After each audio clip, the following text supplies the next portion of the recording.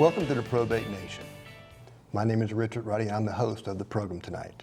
People are living longer thanks to good health care and healthy lifestyles.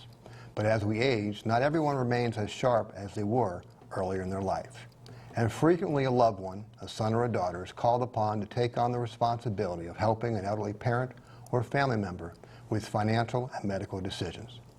Execution of highly recommended legal documents in advance can allow you to provide that help without the need for court intervention or oversight.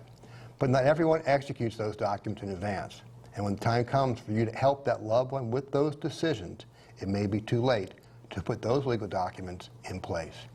If that turns out to be the case, you may need to get appointed to serve as the conservator and guardian of that loved one, and in the process, begin the living probate train ride. Our program tonight delves into the delicate conversation that many are having within the family and with an elderly family member about this decision-making ability that ends with the question, how does one acquire the legal authority to help that aged loved one make financial and medical decisions they can no longer make on their own? Our show tonight will look at that process in Arlington County to be appointed the conservator and guardian of an elderly adult with financial resources, from petitioning the court to medical evaluations to the independent legal investigation by a court-appointed guardian ad litem, to the court hearing itself, to the probate office qualification, to the ongoing oversight by and reporting to the Commissioner of Accounts and others of all that you do until the conservatorship ends, and some common problems and pitfalls that often arise along this living probate train ride. With us tonight are two elder law attorneys to guide us through this process in Arlington County. Betsy Wildhack is an attorney with the firm of Thompson Wildhack in Arlington, Virginia. An Arlington native and second-generation Arlington attorney, Ms. Wildhack focuses her practice on the areas of elder law and estate planning administration. Since 2008, she has also served as the Assistant Commissioner of Accounts for Arlington County and the City of Falls Church to oversee estates, trusts, and conservatorships under the supervision of the Arlington County Circuit Court. Paul Barnett is a principal in the Arlington law firm of Manning and Murray. Mr. Barnett has been in private law practice in Northern Virginia since 1995. Before entering private practice, Paul served as counsel to the United States Senate Committee. Mr. Barnett focuses his practice on estate planning, estate and trust administration, and elder law. He regularly files petitions to appoint guardians and conservators on behalf of a local hospital, and also serves as guardian and conservator for a number of individuals. Again, please welcome Betsy Wildhack and Paul Barnett. Thank you very much for joining us. Thank you. Thank you. You know, we talk about this process about becoming a guardian or conservator, and yet there are definitely things you can do in advance in a proactive way by planning and executing certain types of legal documents. What are those documents folks should think about doing in advance to eliminate the need for a conservatorship? Well, I'll tell you, in our practices, we are so much happier to help people plan so that they never need us for guardianship or conservatorship. The primary documents that everyone ought to have, whether you are 18 or 85, is a general power of attorney to handle financial matters, contractual matters, a health care power of attorney or a medical directive that say if a time comes you can't speak for yourself or you can't make your own decisions, who you want the doctors to talk to. I find that those are really the things that I worry about most, people having some control over who's going to be making decisions for them if a time comes they can't, on either a short-term or a long-term basis. And so those two simple documents, I think, just save a world of trouble. And I recommend them for virtually every person who comes through my door. Of course, that's good advice. Now, Paul, if somebody even executes those documents, we still could find that maybe they're deficient for some reason. Is that correct? Absolutely, Richard. And to add to Betsy's comments, we had a longtime employee whose son just came by, he's 18 years old, on his way to college to sign a power of attorney. And parents may think they have authority over their son's affairs, but that ends at 18. Mm-hmm. So as Betsy says, everyone needs one of these documents. But even when you do have them, they can be deficient because sometimes people draw them up themselves or get a form off the internet and they don't say the right things. Or they'll name a individual as an agent, but then that agent is not able to serve and there's no successor behind it. Or even if you have a power of attorney, if you're being financially exploited, especially if it's by the person you've named as the agent, all of those situations are going to lead you or lead a family member to have to file for the protection, and that's really what a guardianship and a conservatorship is. It's the court extending its protection over this individual. So again, we move into the area of the, what they call, what is referred to as the legal proceedings of last resort, which we start to ask a court to step in and help us do the planning that we didn't do by naming someone to be in charge. So talk a little bit about that. What's a guardianship, what's a conservatorship, Paul, and just kind of give us a little bit of background, this big picture standpoint. Well, in order for a court to declare somebody as incapacitated, they have to find that they're not able to make decisions for themselves. And in that case, the court can appoint another person called a guardian who has the authority by law to make medical and residential decisions for that person. And the same would be true with a financial power of attorney. Instead, if you don't have that or it's deficient, the court can appoint an individual as a conservator to make financial decisions for a person. Okay, so we have those two proceedings we can undertake to get the process. But there is a process, though, to actually apply to the court and get those appointments.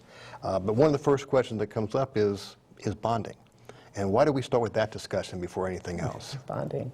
Well, when the court appoints somebody to manage someone else's money, that's a fairly big deal.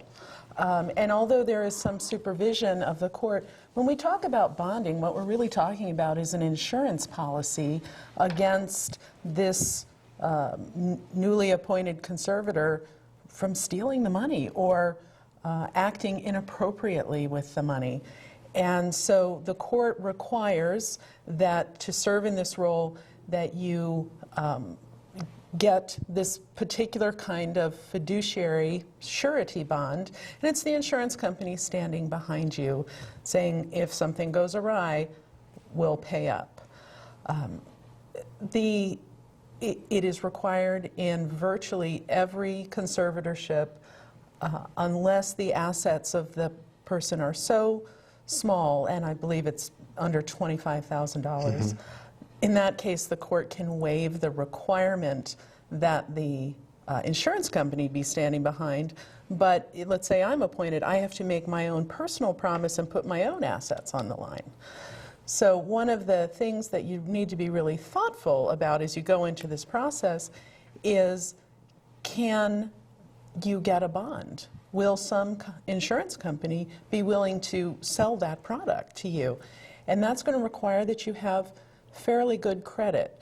And it happens all the time that we see loving, caring family members who've had some financial difficulty in the past, and they are not eligible then to serve as conservator for their aunt, uncle, parent, whomever, because they can't get this insurance policy. So one of the things you want to be really thoughtful about is if you're not the one that serves because of some financial difficulty, finding someone who you do trust, who has the financial history to be able to qualify for that. So we definitely don't want to get too far down the road and find out we've wasted time pursuing something like that, and we can't get a bond. Now, Paul, we get past the bonding threshold where this person is going to be good to go and can get a bond. We need to file a thing called a petition. What exactly is that? Just me putting a couple pieces of notes on a piece of paper and sending it off to the court, or is it more complicated? Well, Richard, it is more complicated. It's under Virginia law, there is a very clear process a person has to follow to obtain a guardianship.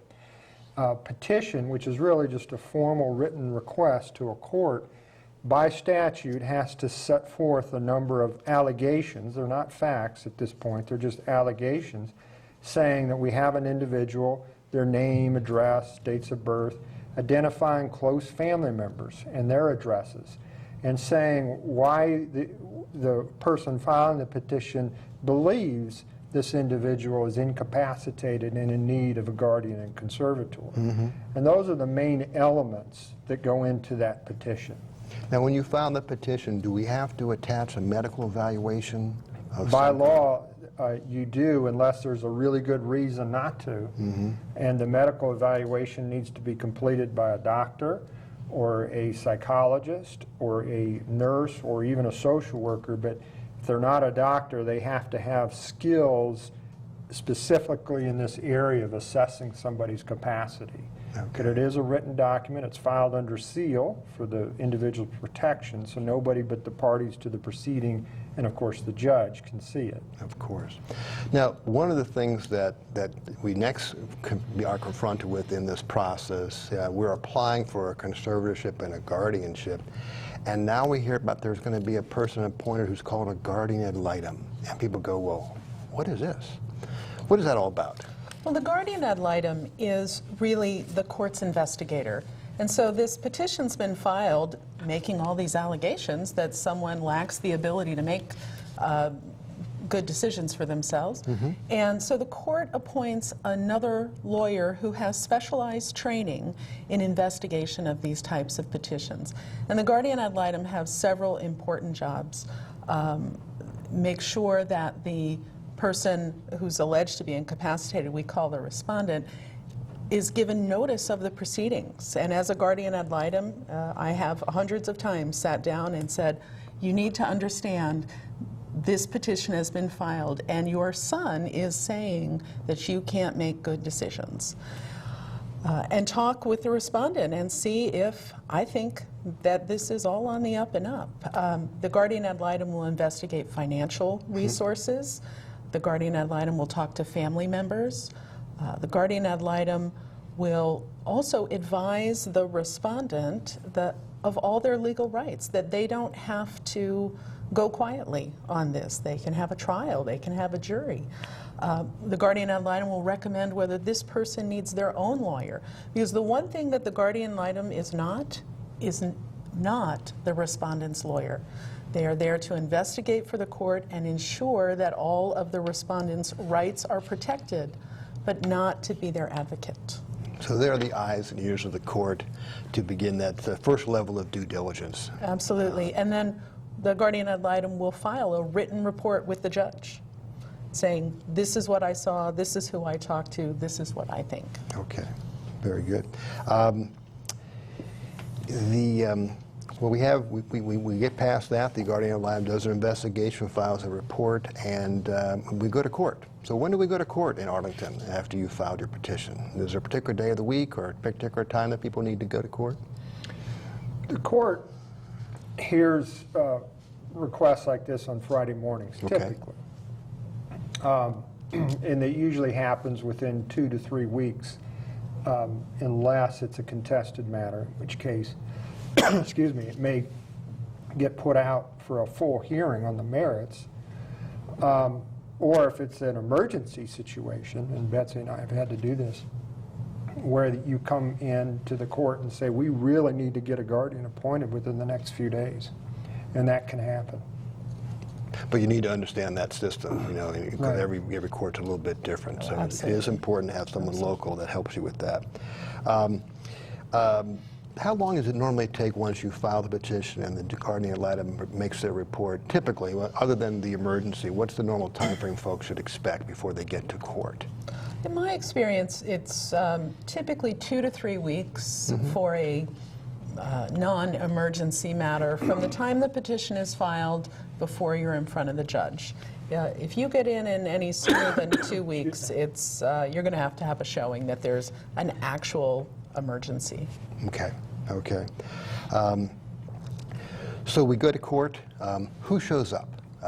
Who has to be there besides the lawyer? Okay, does the respondent need to show up, or they can, of course, show up? How about the petitioner? Has a right to show up. Often they're not in a position to. They may be in the hospital or nursing home or just not capable, but they have that right. The guardian ad litem has to be there by law. The person that's been nominated to serve as guardian or conservator has to be there. And usually the petitioner, the ones who's asking for this, has to be there, or at least be there through counsel. Notice that when these petitions are filed, by law, family members have to be given notice of this. So this is not done in the dark. Family members are sent copies of the petition or the evaluation report, when the hearing's going to be, and if they show up, the judges will listen to what they have to say. And that's important. Well, at the end of the day, the judge, in most cases, will enter an order, and this is not a form order. This is an order that requires some thought, based upon the circumstances of each situation. But when we get that order and we walk out of the courtroom, are we now empowered to do something? No. No. That's important to know. It is important. Until you go through what we call the qualification process, which in Arlington means going down to the clerk's office, meeting with one of the deputy clerks of court, filling out paperwork about who you are and who the respondent is and who your bonding company is and all of these things. It's only at that point that what you get is something called a certificate of qualification that says, Betsy Wildhack has been appointed conservator for Richard Ruddy. And it's that. And so just the court order on its own is not sufficient. You've got to go through this secondary process in the clerk's office. Okay. And so we come out of court on Friday after a 10 o'clock hearing, and we have our court order. Do we walk down right away and walk into the probate office, or do we have to make an appointment ahead of time, or how does that work? One of the wonderful things about Arlington County and the clerks there is you really can go directly to the clerk's office right after court. Depending on how many cases there are, you may have to wait a little bit. Okay. But you can go, you'll be out of there that same morning with all of your documents completed and with all the authorities that you need. That's excellent. Now, when you do actually get qualified, they do give you a couple of documents, I know. One of which is, we're showing on the screen, is instructions to conservators of incapacitated adults, which has been prepared by the Commissioner of Accounts Office, as I understand. We will actually post this entire document on the Probate Nation website, but it's a very, very important document to read carefully if you are appointed conservator. Now, there's this other thing that we get as well, which is a guardian report that you have to make to the Department of Human Services. So we'll talk about this in just a second, but there's another document that you also get when you walk out of the probate office that also talks about some additional responsibilities as guardian that you have to report on. Attorney fees, GAL fees. I mean, we have a process that involves a lot of moving parts and a lot of people, okay, a lot of professionals. Who pays for all this stuff? Because it does. Well, that's a good question, and our legislature has set out in statute how these fees and costs are allocated. The court, at the end of this process, when it enters its order, has to answer that question. The options are to assess the fees, the attorney fees and the GAL fees, against the respondent, the person, the incapacitated person's estate. But to do that, the judge has to make a finding that the petition was brought in good faith, meaning it was really for the, for the best interest of this person, and that they have the money to pay these fees and costs. If the court finds that not to be the case, then the petitioner is on the hook for all of the fees and the cost, unless the individual is indigent, meaning they have no assets and no ability to pay these fees and costs. If that is determined, then the state actually pays the fees and costs of the attorney and the guardian ad litem. Right. So that's good to know. That's very good to know. Now, we were talking about, Betsy, when you do become appointed at the probate office, there are these reporting requirements, and of course you're intimately familiar with the Commissioner of Accounts reporting process. Why don't you tell us a little bit about those reports that they have to make? So the Commissioner of Accounts is an attorney in private practice appointed by the court to supervise these kinds of accounts. And so as a conservator, the requirements are within 4 months of the the date you're in the clerk's office, you need to file an inventory, and it's just that. What does this person have that you're taking control of as conservator? What are their income sources? What are their assets? Then, there's an accounting, and I always say to my clients, if you can balance a checkbook, you can do this job. So it's really a fairly straightforward accounting of what money came in, what money went out, where did I spend it, who did I spend it on, providing substantiation, some proof of that, receipts, bank statements, canceled checks. And so your first accounting is for the first 4-month period, and then you get 2 months to get your papers together, so it's due 6 months after you're in. And then it's due every year thereafter, every 12 months. And the purpose of this is I have a team of auditors who go through these line by line, and we are the eyes and ears of the judge, and we are making sure that somebody who is managing money under the court's power is appropriately doing so. So that's a very important role. Very much so. Very important role. Well, in addition to that, Paul, of course, we have the ongoing reporting requirements for the Guardian. Right. Tell us a little bit about that. Well, the Guardian has to file a similar report for their activities for the person over whom they're guardian on the same time schedule as the accountings. So the first report is due 6 months after qualification, covers the first 4 months, and then annually thereafter. It's a 2-page report, and the form, as is all these forms, are available on the Virginia Supreme Court's website.